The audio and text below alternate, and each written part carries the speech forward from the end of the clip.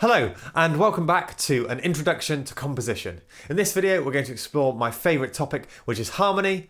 Let's get started. So today we're looking at harmony, but first let's take a look at what notes we're going to use.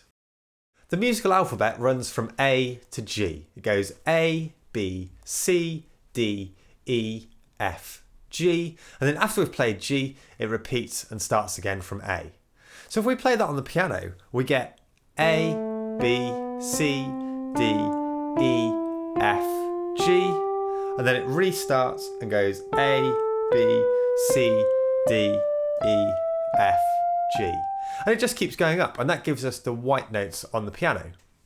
The black notes use the same letter names, but with the words sharp or flat afterwards. Sharp being higher and flat being lower. So if we take our first A, and we go up by a note, we get A sharp. And then we keep going to B, and then to C, and then the black note after C is C sharp, because it's higher than the C, and then D, D sharp, because it's higher than the D, E, F, F sharp, G, G sharp, and then A.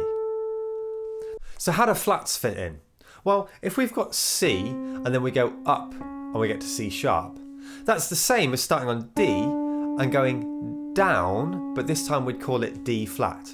Now, in this video, we're not going to get into too much about why we've got C sharp and D flat and how that helps us later on down the line, because for now, we're just going to focus on playing the white notes on our keyboard.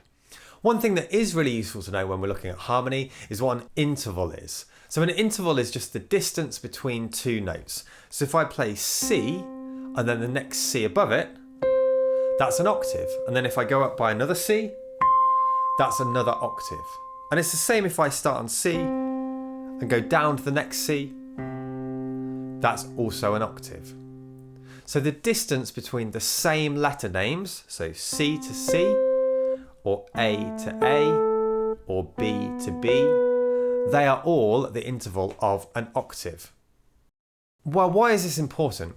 Well, we're going to compose our piece in C major, which starts on the white note C, and it goes up to the next C above. That will give us our C major scale. Now, C major is really easy to work out because it's the white notes on the piano. So we get C, D, E, F, G, A, B, and C. Now, this major scale has got certain intervals in it. We've already spoken about the octave, and we've spoken about semitones. One interval that's really important to know is a tone or a whole step. So that's two semitones or two half steps. So instead of counting C, C sharp, D, which would be moving by two semitones, we're just going to count C to D, which is moving by a tone. And what this means is that when we start on C, if we go up by a tone, we get to D, up by a tone, we get to E, up by a semitone to F, up by a tone to G, up by a tone to A, up by a tone to B, up by a semitone to C. So that pattern of tone, tone, semitone, tone, tone, tone, semitone is the same for every major scale. So if you're watching this video thinking, oh, I don't really want to make my piece in C, I'd like to make this in a different key, then all you need to do is start on the note that you've chosen. So for example, starting on G and go up by the same pattern. So let's look at that as an example. If we start on G and we go up by a tone, we get to A tone again to B, a semitone to C, a tone to D, a tone to E, a tone to F sharp this time, and then a semitone to G. So we're going to do a practice task now, and there are 4 different layers to that practice task. If this is totally new for you, then just start on the easy. If you're thinking, actually, I'm pretty sure I can cope with the easy one, go straight to the medium. If the medium one's too easy for you, go to the more difficult. And if you really want to push yourself, go to the challenging. And what I want you to do is start on one of the 2 different notes that you're given and work out the whole of that major scale. So for example, in the easy option, one of the options is G, which we've just done, and the other one is F. So start on F, go up by a tone, up by a tone, up by a semitone, and then up by a tone, up by a tone, up by a tone, up by a semitone, and then you'll find yourself back at F. So take a couple of minutes now, go and try that task on your own, write out the notes that you get, and there'll be the answers at the end of this video. So harmony exists when you play two or more different notes at the same time. So one of my favourite examples is C and E. We've got C and G, C and A, C and E flat. These are all examples of harmony. Now some of them can be what we call concords, which is a more pleasing harmony. And some of them can be what we call discords, which is a more dissonant, sort of jarring harmony. So often when you get two notes together, that sounds quite dissonant. So here's F and F sharp. Here's G and G sharp. But here's C and G. And you can really think of concords and discords in a really basic way as notes that work well together and notes that don't work quite so well together. And you can really explore that in a lot more depth in this video. But for now, we're going to focus on some of the notes that do seem to work quite well together. Now, lots of the time when we're writing music, we talk about chords as triads, which is where we've got three notes at the same time. And we're going to use a number of chords in our piece. So let's work out how we firstly make a chord.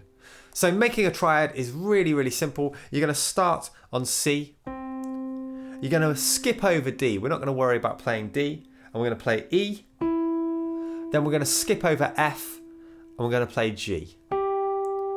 And one little way of remembering that is maybe play one, miss one, play one, miss one, play one.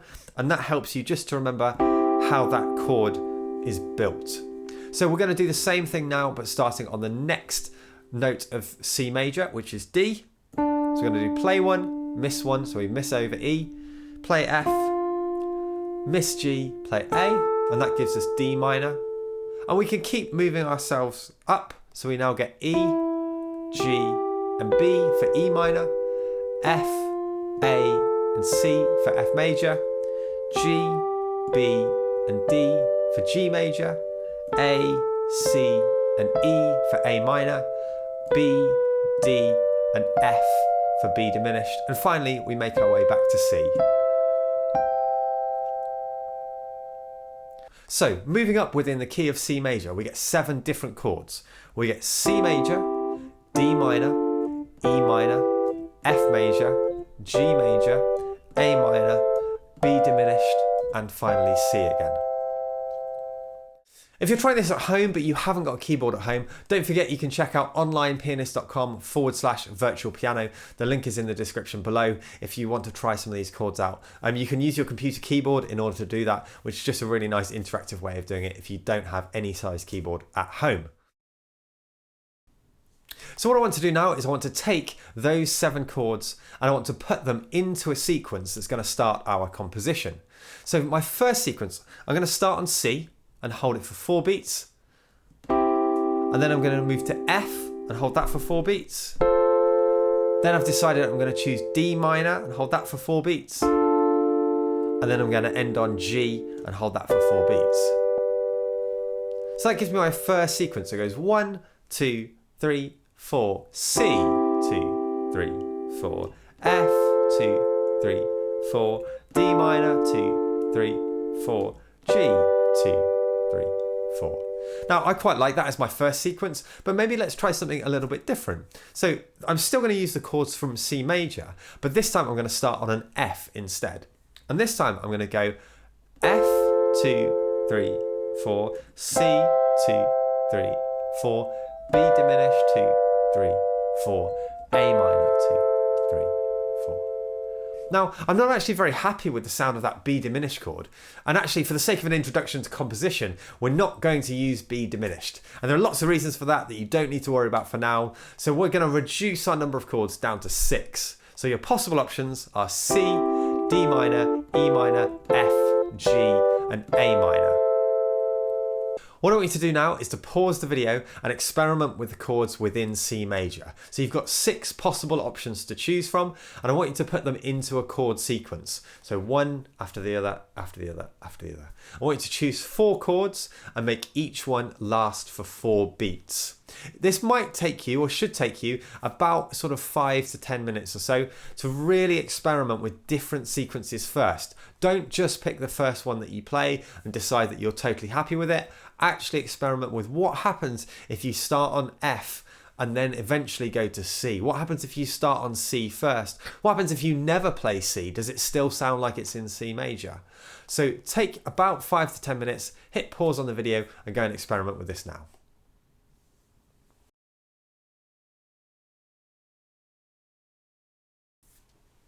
So you've got yourself 4 bars of music, and what we're actually going to do is take those 4 bars and repeat them again, and that immediately gives you 8 bars of music. And you can start by calling this your A section or your verse, just linking back to that structure video that you've already watched.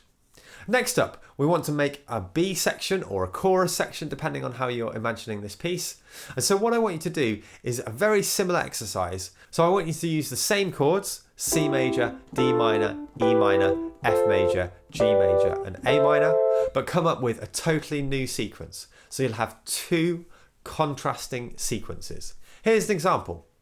So my first sequence is going to go C and then F and then D minor and then G, and I'll play that twice, and then I'm going to come up with a new sequence. So here we go. It goes 1, 2, 3, 4, C, 2, 3, 4, F, 2, 3, 4, D minor, 2, 3, 4, G. I'm going to play it again. C, 2, 3, 4, F, 2, 3, 4, D minor, G. Now I'm going to play A minor to F, F, C to D minor, and again A minor to F to C to D minor. So I've now got an A section and a B section that start to sound really different. What I want you to do now is again pause the video, go and write yourself a new chord sequence, and then really practice playing that first sequence into that second sequence, and think about what happens next in your piece. Do you maybe repeat that first section again, that A section or that verse? Or do you come up with something new, so something like a C section? How have you started to build your composition? But for now, hit pause, use the same 6 chords, and go and write yourself your second section. So you've now got your 2 sequences, your A section and your B section, or your verse and your chorus, however you want to imagine those. But at the moment, it's probably sounding a little bit dull. We're just holding the chord for 4 beats. And actually what would be really a lot more interesting is to actually start adding some sense of rhythm into it. So we're going to look at my first sequence again, where I had C and then F and then D minor and G. I'm going to look at some possible options for how we could play that differently. So your first option, instead of just holding the chord down, you could actually play each beat. So where we're counting 1, 2, 3, 4.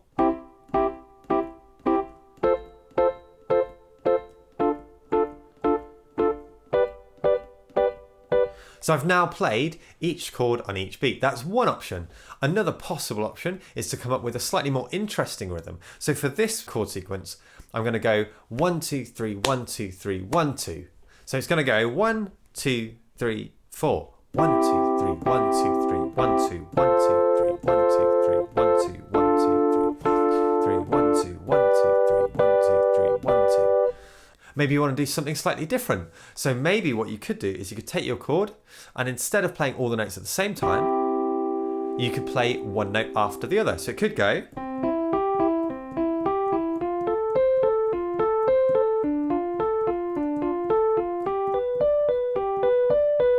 Maybe you've noticed that actually moving your hand from that C chord up to the F chord, and then down to the D chord, and then up to the G chord is actually quite a lot of effort.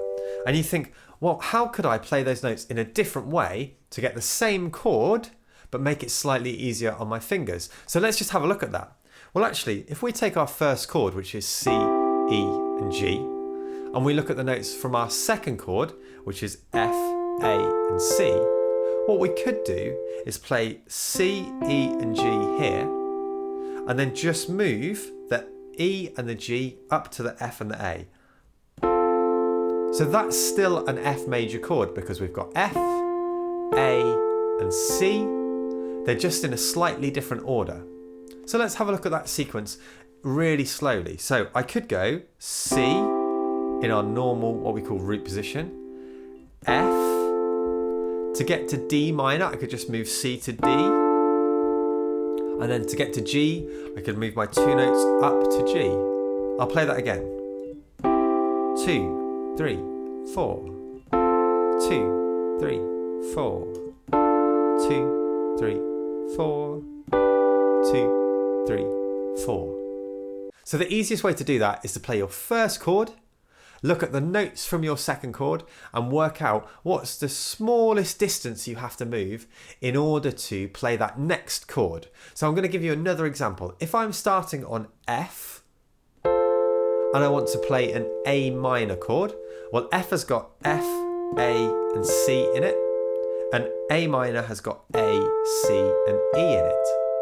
But actually, if I play my F chord again and I move my F down to my E, then I get an A minor chord because I've still got A, C and E.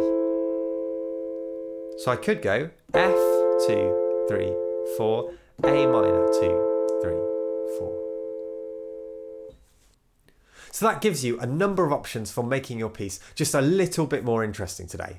And I'm going to finish today with a bit more of an advanced technique, and that's called harmonic rhythm. Now, harmonic rhythm is not to do with how we play the chord. That's an example of a rhythm. Here's another one. Harmonic rhythm is to do with the rate at which the chords change. So at the moment, every chord has lasted for 4 beats. Now what I'm going to do is I'm going to change some of my chords so that they only last for 2 beats. And I'm going to add in an extra chord or 2 to help make sure that it's still 4 bars long. So here's an example. I'm going to play C for 4 beats, F for 2, G for 2, then go down to D minor for 4 beats, and then play G for 2, A minor for 2. So have a listen to that. It goes 1, 2, 3, 4. 1, 2, 3, 4. 1, 2, 1, 2, 1, 2, 3, 4.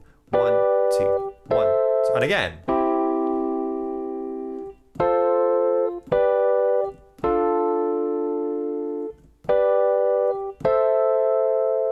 So that's harmonic rhythm. It's changing how long each chord lasts for. Thank you for watching this video on harmony today. If you've got any questions or comments, then leave them in the comments section below. And don't forget to hit the subscribe button so you can see when new videos come out. In the next video, we're going to look at the C major pentatonic scale and how we can use it to make a melody that fits with our chord sequence. See you next time.